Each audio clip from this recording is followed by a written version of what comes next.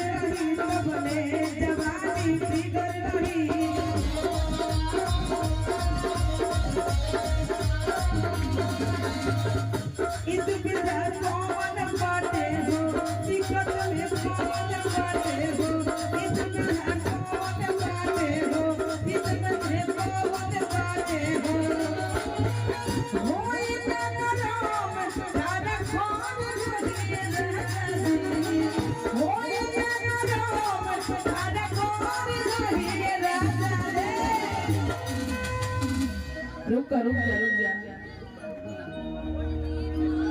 हेने हेने खामोश बानी जाइए सब लोग जग जाइए और ऐसे नहीं कहना है क्या कि मैंने ट्रेन जो बोले थी कर रही हाथ बोले जवानी थी कर रही इस बिना पवन बाटे हो दिक्कत में पवन बाटे हो